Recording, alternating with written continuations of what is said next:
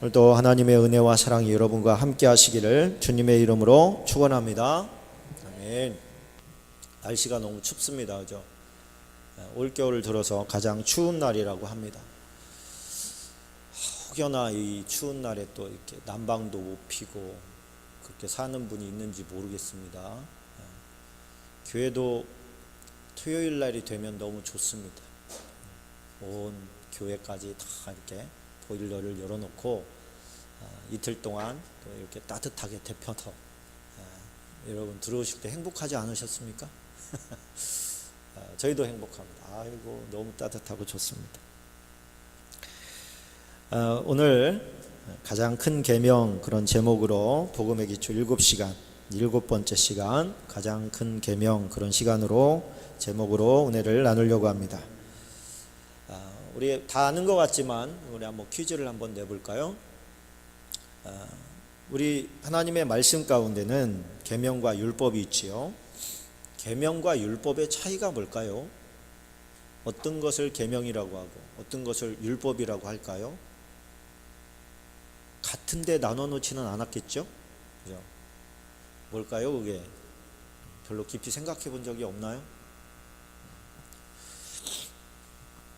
계명은 엔톨레라고 해가지고 무엇을 해라 그게 계명이고, 율법은 노모스, 그래서 무엇을 하지 말라 그렇습니다. 그래서 계명은 무엇을 하라라고 하는 명령이고, 그 다음에 율법은 무엇을 하지 말라라고 하는 말씀이에요. 그래서 하라와 하지 말라를 계명과 율법이다 그렇게 이제 이야기합니다. 하지 말라도 결국에는 이제 하나님께서 말씀하신 것이고, 하라도 마찬가지입니다.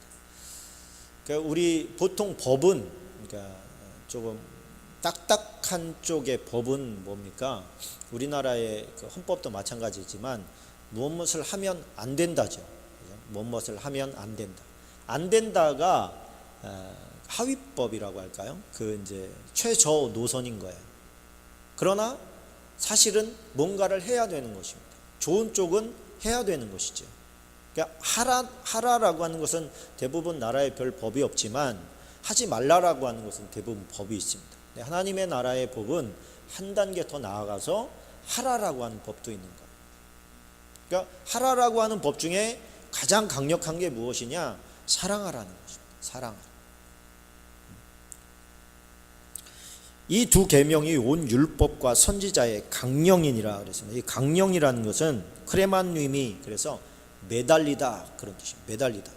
온 율법과 선지자들이 하나님을 온 마음을 다해서 사랑하는 것과 그와 같이 이웃을 사랑하는 것, 이 두 가지에 매달렸다는 거예요. 이 두 가지를 인간의 마음속에 심어주기 위해서 성경에 기록되었다. 온통 선지자들의 메시지도 다 그거 하라고 전심전력으로 뛰어간 것이고, 하나님의 말씀도 역시 그거다.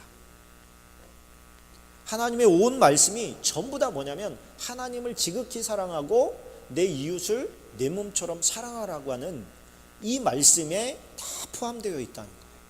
그거에 매달려 있다는 거예요. 말씀. 그러니까 계명은 뭐다? 하라. 율법은 하지 마라. 이 두 가지. 하지 말라는 것은 안 하고 하라라고 하는 것은 하면 되는 거. 하나님의 말씀이 단순하죠. 그런데 뭐를 하지 말고 뭐를 하라. 이거는 이제 우리가 하나님의 말씀을 보고 연구하면서 삶에 적용을 시켜야 되죠. 이것은 하나님께서 하지 말라고 했으니까 하지 말아야지. 또 이런 경우에 이것은 하나님께서 하라고 했으니까 해야지. 그리고서 하지 말아야 될 상황과 해야 될 상황을 쫙 나열해 놓은 것이 이 하나님의 말씀이에요. 그 안에 보면 대부분 뭡니까? 상황을 다 기록해 놨잖아요. 성경이 다 상황이에요. 어떤 상황. 이 상황들을 쫙 보여주시면서 이런 경우에 이렇게 했기 때문에 망했어. 그러니 너희는 하지 마. 이런 상황 가운데서 이 사람은 이렇게 선택을 했어. 그러니 너희도 그렇게 해. 상황을 예로 들어서 하나님께서 계속해서 말씀을 해주시는 거죠. 저는 이 하나님의 말씀, 목숨을 다하고 뜻을 다하고 마음을 다해서 주 너의 하나님, 그러니까 너라는 게 뭡니까? 나의 하나님, 나의 하나님을 사랑하라, 이 말씀을 제대로 이해하지 못했습니다. 이게 여러분도 아마 그것에 대한 정의가 제대로 서 있지 않은 걸지도 모른다, 그런 생각을 한 거예요, 제가. 그래서 이 말씀을 한번 제대로 전해봐야 되겠다. 제가 기도문을 하나 읽어드리고 싶습니다. 주님, 저는 주님을 순전하게 사랑하고 싶습니다. 하지만 정직하게 제 마음을 들여다보면 주님으로 말미암아 성공하고 싶어하고 주님을 이용해서 이름을 얻고 싶어하고 큰 교회도 하고 싶어합니다. 저는 뼛속까지 천박합니다. 이 위선자를 용서해 주시고 주님 향한 순전한 사랑으로 제 속을 가득 채워 주소서. 예수님의 이름으로 기도합니다.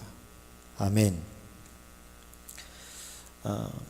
얼마 전 제가 운전을 하다가 갑자기 막 목이 메이고 눈물이 나는 경험을 했습니다. 그러고 나서 적은 기도문이에요. 운전대를 잡으면 대부분 이제 기도를 하려고 합니다. 방언으로도 기도하고 또 우리말로도 기도합니다. 운전을 하면서 기도를 하는데 갑자기 제 마음속에 내가 아직도 하나님을 이용해 먹으려고 하고 있구나, 그런 생각이 들어온 거예요. 탄식이 막 터지더라고요. 별것도 아니었어요. 우리 교회 부흥하고 또 우리 성도들 그래서 기도하고 또 훈련과 연단의 기간이 끝나면 하나님께서 저를 잘 사용해 주셨으면 좋겠다, 뭐 이런 기도를 하고 있을 때였습니다. 뭐 어떻게 생각하면 그게 무슨 나쁜 기도겠습니까? 근데 제 마음속에 그런 생각이 들어온 겁니다. 교회가 커지고 성도들이 성장하고 부흥하기를 바란 것이 하나님을 위한 것이 아니라 사실은 저를 위한 것이더라는 거예요.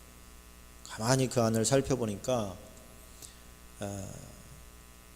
그것이 하나님을 위한 것이냐, 하나님을 사랑하는 마음에서 나온 것이냐, 아니면 너가 그것을 원하는 거냐. 그래서 저 자신을 가만히 보니까 흔들리니까 정신이 없네.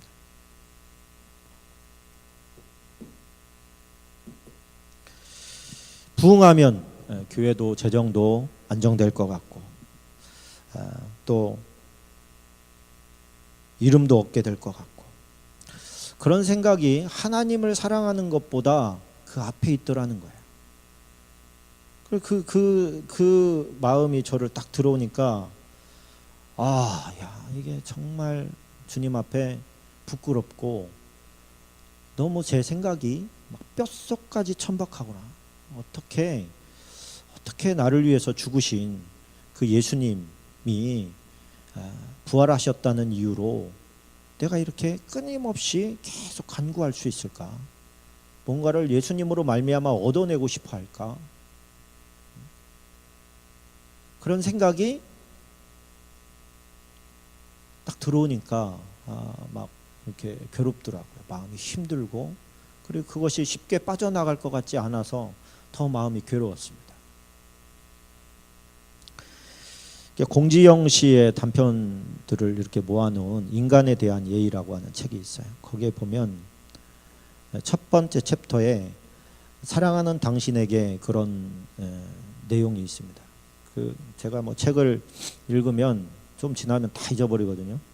그냥 그래서 책을 왜 읽는지 잘 모르겠는데, 어쨌든 그 내용은 참 가슴이 너무 아파가지고 제가 몇 번을 봤던 기억이 있습니다.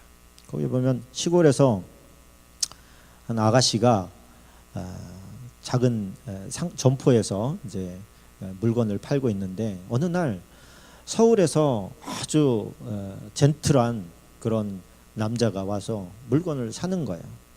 어느 순간부터 이 남자에 대해서 궁금해지고 또 기다려지고 뭐 그렇게 이제 오면 또 몇 마디 주고받기도 하고 그러던 가운데 이 남자가 어느 날 이 아가씨한테 나를 따라서 한번 서울에 가보지 않겠냐.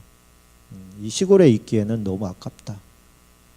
그래서 마음을 굳히고 이제 서울로 올라온 거예요. 그래서 이제 뭐 작은 새방을 하나 얻어서 거기서 이제 생활을 하는데 이 남자가 왔다 갔다 하면서 이제 뭐 많이 도와주기도 하고 직장도 알아봐주고 막 그렇게 합니다.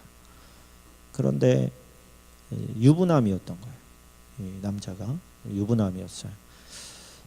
유부남이었지만 이 여자랑 또 이렇게 많은 이렇게 잠자리도 하고 이렇게 여자는 이 남자가 너무너무 사랑하기 때문에 자기의 모든 것을 다 줬어요. 그리고 이 남자가 하는 말이 자기 아내는 미친 여자다.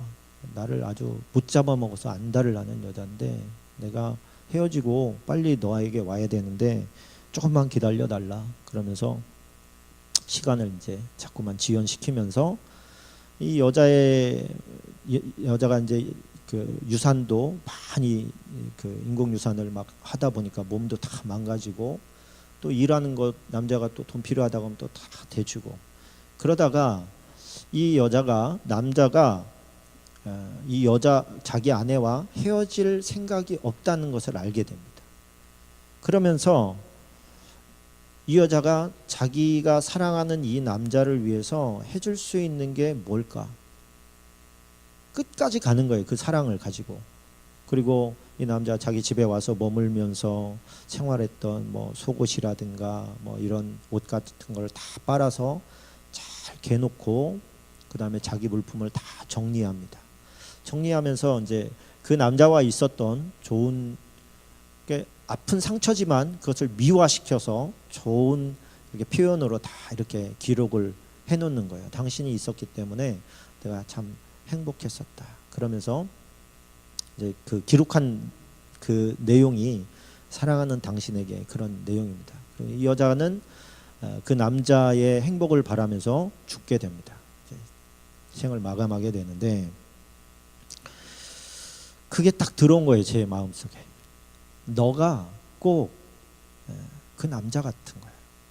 예수님에 대해서 끊임없이 소위 알랑방구 피면서 뜯어내려고 하는 그런 제 본성 깊은 마음속에 있는 그런 인격이더라고요. 제가 보니까 왜 이런 마음이 왔을까? 그러면서 제가 깨달은 게 뭐냐면 하나님을 사랑하지 않는 게 바로 그거구나. 이거를 제가 깨달은 거예요. 그리고 여러분에게 그거를 지금 나누고 싶은 겁니다. 왜 하나님께서 네 마음을 다하고 목숨을 다하고 뜻을 다해서 네 하나님을 사랑하라고 한 것이 나를 위해서 생명까지 내어주고 더 못 줘서 안다라는 그분에게 그분은 전식으로 나의 행복과 기쁨과 생명을 위해서 모든 것을 다 내어주신 그분에게 너는 계속해서 뭘 구하고 있냐는 거예요. 뭐를. 네가 진짜 구하는 게 뭐냐는 거예요. 하나님께서 진짜 원하는 것은 우리의 헌금이겠습니까? 여러분 우리 봉사겠습니까? 뭔가를 우리 앵벌이 시키는 겁니까? 하나님이 사랑 하나밖에 없는 거예요. 나를 진짜로 사랑해 줬으면 좋겠다. 네가 나를 정말로 네가 나를 사랑해 줬으면 좋겠다. 사랑이 고픈 거예요. 하나님께서 사랑이 고파. 그래서 우리가 성경 가운데서 하나님의 이 그 탄식과 또 예수님께서 이 메시지를 우리에게 주실 때에 그 마음이 생각이 나는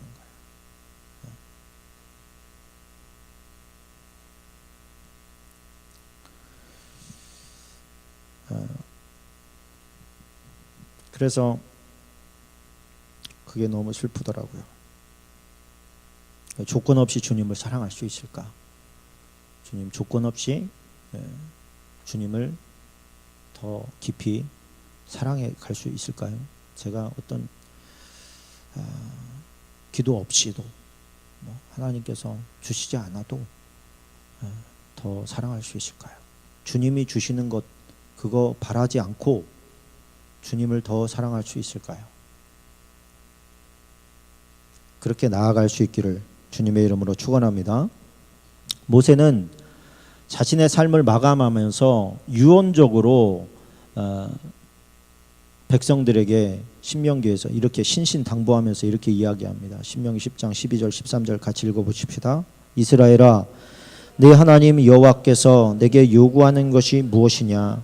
곧 내 하나님 여호와를 경외하여 그의 모든 도를 행하고 그를 사랑하며 마음을 다하고 뜻을 다하여 내 하나님 여호와를 섬기고 내가 오늘 내 행복을 위하여 내게 명하는 여호와의 명령과 규례를 지킬 것이 아니냐. 하나님의 사랑은 뭐예요? 우리를 지극히 사랑하시고 우리의 행복을 위해서 하나님께서 이 모든 율례와 규례들을 주셨다는 거예요. 그거를 사람 입장에서는 구속으로 느끼면 이렇게 왜 이렇게 지키라는 게 많아요? 왜 이렇게 하라는 게 많아요?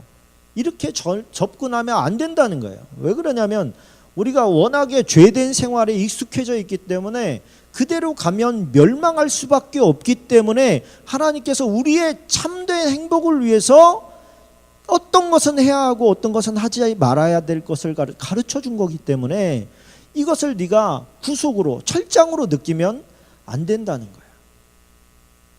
그리고 하나님께서 네 행복을 위해서 이 모든 것들을 다 세팅한 것처럼 너도 하나님을 사랑하되 그렇게 사랑하라는 거예요.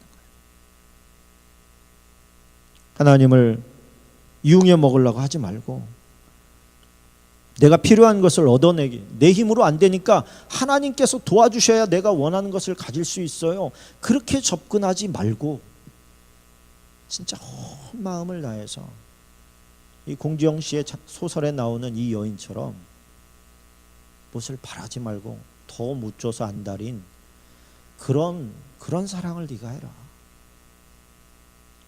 예수님께서 이 땅에 오셔서 그런 사랑을 마리아에게 받으셨죠. 자기의 전체를 다 털어서 주님의 발에 쏟아 부었고 자기의 모든 것인 머리칼로 발을 묻은 먼지를 쓸어내리는 그 광경을 보면서 예수님께서 복음이 가는 곳마다 다 이 여인이 행한 모습을 증거하라.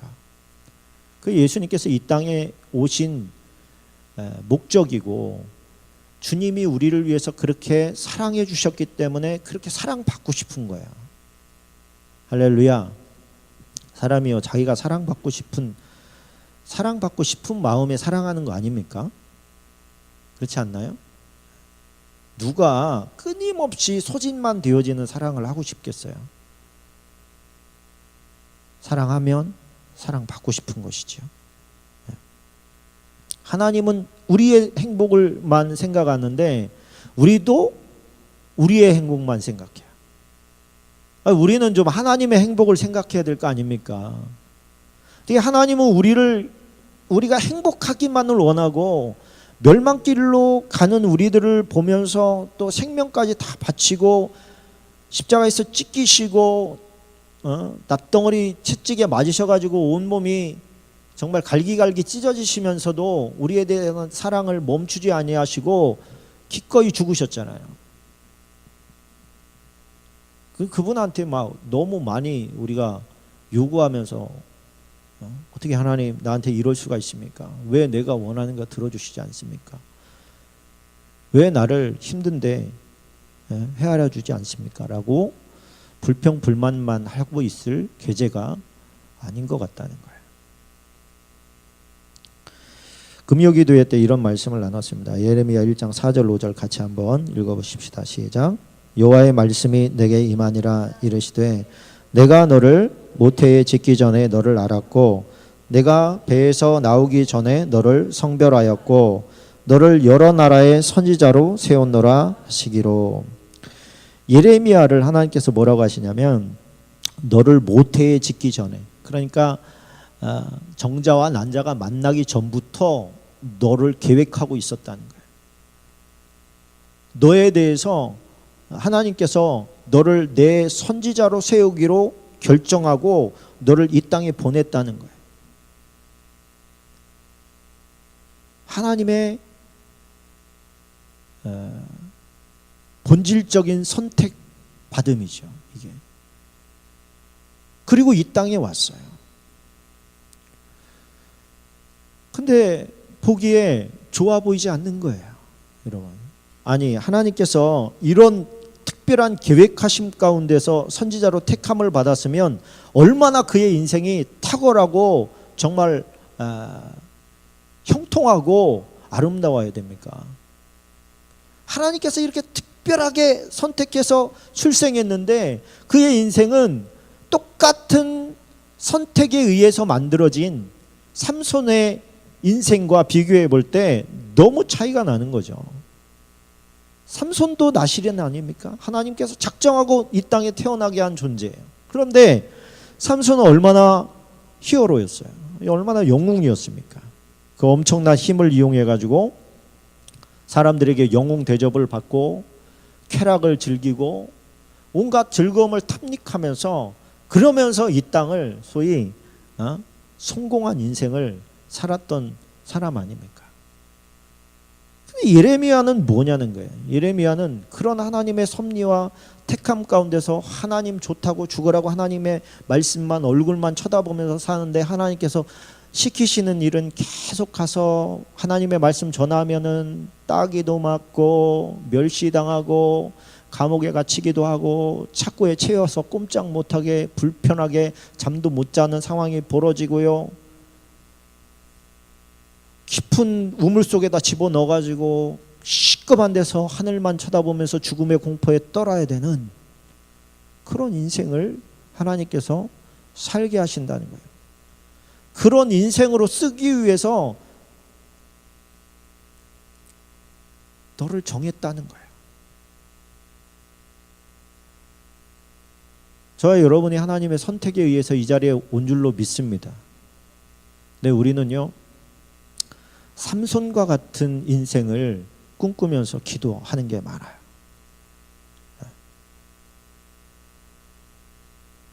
자기 좀 서럽게 하고 슬프게 하고 자존심 상하게 하면 막 못 견뎌가지고 막 이제 복수하겠다고 막 난리치는 삼손의 모습을 우리가 보는 거예요. 아무런 힘도 없고 멸시받고 천대받고 모욕받고 매맞고 감옥에 갇히고 우물 속에서 그 목숨 위협을 당하면서 고통받는 그 모습, 그거 아니 그렇게 살려면 왜 택하셨어요 저를? 이렇게 고통스럽게 인생을 살게 하시려면 주님 왜 저를 택하신 거예요? 택함 받지 않은 게 더 좋았겠어요. 이런 말이 막 튀어나오려고 하잖아요.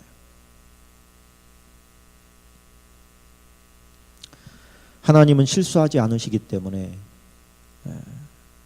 하나님 앞에 오히려 순종했더니 순종하면 순종할수록 더 힘든 길로만 인도하시는 하나님을 보는 거예요. 그런데도 불구하고 예레미야는 그 길을 포기하지 않았어요.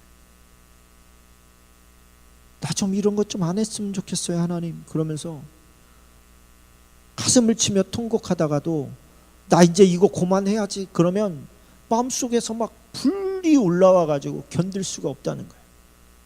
다시 나가서 선포하고. 여러분, 하나님 앞에 섰으면, 하나님 앞에 섰을 때에 누가 더 하나님 앞에 존귀히 여김을 받겠습니까? 삼손이겠습니까? 예레미야겠습니까? 누구겠어요? 저는 예레미야 같습니다.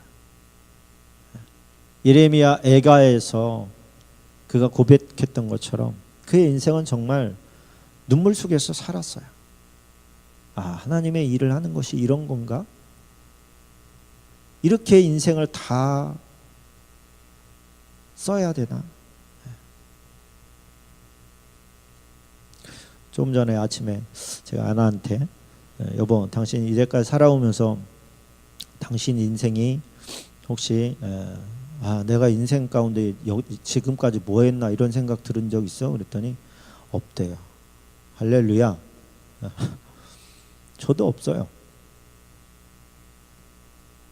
여러분, 이게 우리 나이 때 인생을 뒤돌아보고, 야, 내가 한 게 뭐가 있냐, 뭐를 위해서 내가 여기까지 달려왔냐, 이런 생각했는데 씁쓸해지잖아요. 불쌍한 인생인 거예요.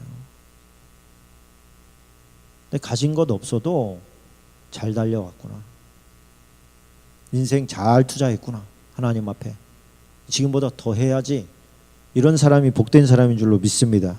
여러분, 그런 사람 되시기를 축원합니다. 축원합니다. 예레미야의 삶이 하나님을 조건 없이 사랑한 겁니다.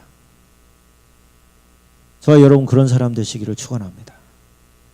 예레미야처럼 살아야 돼요. 우리가 하나님의 길을 걷다가 죽을 위기도 당하고 힘들고 멸시도 좀 당해야지. 우리 너무 고급스럽게 가려고 그래요, 하나님의 길을. 하나님이 택하셨으니 하나님이 책임지셔야죠. 우리를 더 영광스럽게 만들어주시고 성공한 인생 되게 해주시고 만사형통하게 해주셔야죠. 그게 정말 하나님을 사랑하는 거냐. 하나님을 사랑하는 것은 하나님의 마음을 헤아리는 것인 줄로 믿습니다. 할렐루야. 그게 진짜 사랑입니다. 사랑하기 때문에 인내하면서 성숙해야 되는 상황들이 발견합니다. 제가 라디오에서 어느 분 방송하는 걸 들었는데 재미난 말씀을 하시더라고요. 생리적으로 남자와 여자는 같이 붙어서 살 수 없는 존재랍니다. 생리적으로 남자와 여자는 서로 필요한데 같이 붙어 살면 서로에게 너무 고통을 주는 존재라는 거예요. 그래서 호랑이나 곰처럼 이렇게 짝짓기만 하고 따로 떨어져서 사는 것이 훨씬 더 개인적으로는 성숙할 수 있는, 성숙보다는 자유롭게 살 수 있는 길이라는 겁니다. 근데 하나님께서는 오묘하게도 남자와 여자가 서로 붙어 살게 만드셨다는 거예요. 남자의 입장에서 여자를 봤을 때 여자는요, 남자의 입장에서입니다, 미친 사람이랑 사는 거라는 거예요. 왜 그러냐면 이 남자들은 감정 변화가 거의 없어요. 있어도 있어야 될 때만 있어요.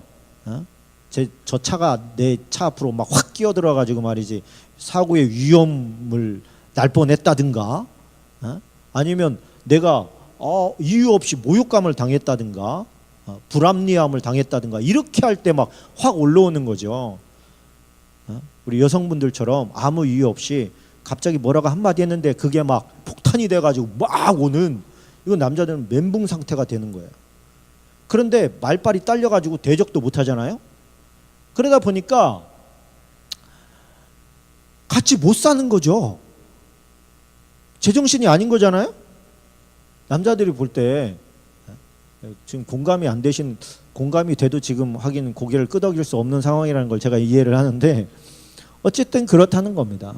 그런데 하나님께서 그렇게 붙여놨다는 거예요. 감정 기복이 심한 사람들은요, 예를 들어서 여자들끼리 같이 사는데도 같이 사는 여자가 감당을 못하는 사람이다. 그럼 그 사람은 혼자 살아야 된다는 거예요. 왜 결혼을 해가지고 한 사람을 불행하게 만드냐는 거예요. 그래서 남성의 입장에서는 여성의 그 감정 기복에 대한 이해와 거기에 대처할 수 있는 능력을 키워나가는 게, 그게 성장하는 거예요. 여성은 자기의 감정 조절을 해나가는 것에 어떤 성숙을 둬야 된다는 거예요. 그거 내버려 두는 사람은 성숙할 수가 없다는 거예요. 그리고 배우자에 대해서, 남성에 대해서 여성의 입장에서 보면 남성이 참 철딱선이 없고 생각이 없는 종족처럼 느껴질 때가 많은데, 하나님께서 정해 주신 질서에 의해서 그 철없는 남편을 세워주는 거, 깎아내리지 않고 어디 가서 또 가정 안에서도 그 신랑이 어떤 소위 기죽지 않게 권위를 세워주는 역할을 하는 것이, 그것이 여성이 성숙으로 나아가는 길이라는 거예요. 그러니까 이 문제는 너무 힘든 문제입니다. 현실적으로 납득이 안 되는 상황. 그리고 남자들은 남자들 입장에서 여성을 보니까 여성이 이해가 안 되죠. 왜 저러는 거야 도대체, 이렇게 되는 것이고, 여성들 입장에서 볼 때는 또 남성이 참 애도 아니고, 그죠? 이렇게 느껴지는, 서로가 민감한 부분에 대해서 용납이 안 되는, 그러면서도 또 좋을 때는 또 한없이 좋기도 한, 그러니까 좋고 나쁜 거에 대해서 좀 평이하게 적응되어지는 상황으로 나아갈 수 있는 능력, 그것이 바로 성숙에 의해서 가늠된다는 거예요. 그러니까 성숙하지 않으면, 역경을 통해서 성숙하지 않으면 어떻게 됩니까? 그 상황이 계속 가는 거예요. 계속 가는 거예요. 같이 못 있는 거죠. 따로 떨어져 살든지 뭐 헤어지든지 막 이렇게 되는 것이죠. 근데 그 책임은 사실은 상대방에게 돌릴 수 없다는 겁니다. 왜? 상대방에게 책임을 돌리는 것은 나에 대한 책임 회피라는 거예요. 그러니까 저 사람이 문제가 아니라 사실은 문제는 내 안에 있다라고 하는 것을 자각하는 거, 그것이 행복의 키라는 거예요. 그것이 성숙할 수 있는 근거가 되는 거예요. 신앙생활에 있어도 마찬가지입니다. 주님께서 우리는 지금까지 주님 앞에 느끼든 느끼지 않든 받기만 한 사랑을 받았다고 저는 생각합니다. 주님 앞에 받기만 했다고 봐요. 그 은혜가 우리에게 좋게요. 우린 그걸 느끼지 못하고 있었어요. 하나님, 나의 병을 좀 제거해 주십시오. 바울이 심각하게 3번이나 기도했을 때 내 은혜가 내게 족하다. 하나님께서는 이미 그에게 족하리만큼 은혜를 부어주고 있었어요. 그는 아팠지만. 근데 문제는 뭐냐면 족하리만큼 부어주신 은혜는 못 보고 한 가지 내가 지금 불편한 것만 집중하는 거예요. 그러다 보니까 감사가 다 사라져버려요. 행복이 사라져버려요. 인간관계도 마찬가지예요. 9가지 잘했는데 1가지 잘못하면 9가지 잘한 게 의미가 없어져 버려요. 갑자기. 그리고 그 1가지 때문에 원수지간이 돼요. 나 너 안 본다. 이렇게 돼버려요. 그러니까 하나님을 조건 없이 사랑하는 그 마음 없이 내 이웃을 사랑할 수 있느냐? 불가능합니다. 내가 하나님을 이용의 수단으로 보고 있는데 어떻게 내 이웃을 내 몸과 같이 사랑합니까? 불가능한 일이에요. 그러니까 우리는 우리 안에 있는 그 못된 이용에 먹으려고 하는 습성이 있다면 그것을 먼저 발견하고 버리는 작업을 해야 돼요. 그것을 보여주신 것도 성령님의 은혜라고 생각합니다. 그럼 내 안에 그런 사기꾼의 마음이 있습니다. 사랑이 빠진 관계는요, 서로 이용해 먹는 관계로 전락할 수밖에 없습니다. 예수님 우리를 이용해 먹지 않으십니다. 할렐루야. 예수님은요, 우리를 이용해 먹기 위해서 우리를 위해서 죽으신 게 아니에요. 그래서 우리가 아무것도 안 해도 주님 우리 사랑하십니다. 우리는 부담감에 기브 앤 테이크니까요. 주님 제가 이만큼 저한테 해주셨으니까 저는 또 이만큼 할게요. 그런 관계가 아니에요. 우리는. 그래서 우리의 본질이 자꾸 기브 앤 테이크 관계로 가려고 하는 마음을 포기해야죠. 근데 참 제가 가슴을 치면서 안타까웠던 게 뭐냐면 그렇게 할 수 있는 사랑의 힘이 내 안에 없다는 걸 알게 됐어요. 내 안에 없어. 그 사랑이 내 안에 없어요. 그러니까 자꾸만 끝까지 내가 이 사실을 몰랐으면 끝까지 예수님을 이용의 수단으로만 생각했을 것 같아요. 그래서 성령님이 계십니다. 할렐루야. 잘못된 부분을 가르쳐 주시고 지적해 주시고 하나님을 그렇게 생각하는 모습을 보게 하시고 너에게 네가 원하는 거 너 예레미야처럼 평생 동안 너를 굴리다가 그렇게 죽게 하면 너 하나님 사랑 안 할 거냐? 그런 하나님은 안 믿을 거냐 그러면? 평생 죽도록 고생만 하다가 목 베어 쳐 죽인 요한이 원망하면서 죽더냐?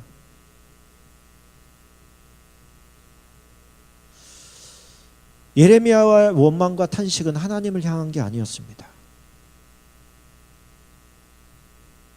이스라엘 백성 그 사랑을 계속 거절하고 탐닉으로만 탐욕으로만 치우치는 이스라엘 백성을 향해서 터져나오는 탄식이었어요.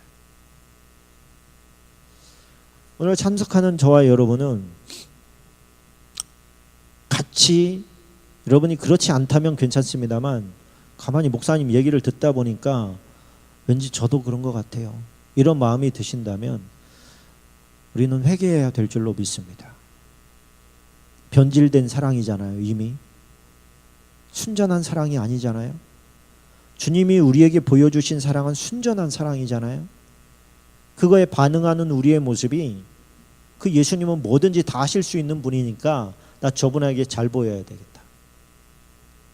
이런 생각을 가지고 있다면 그 순전한 사랑이 아닌 거죠. 예수님을 이용의 대상물로 보고 있는 것입니다.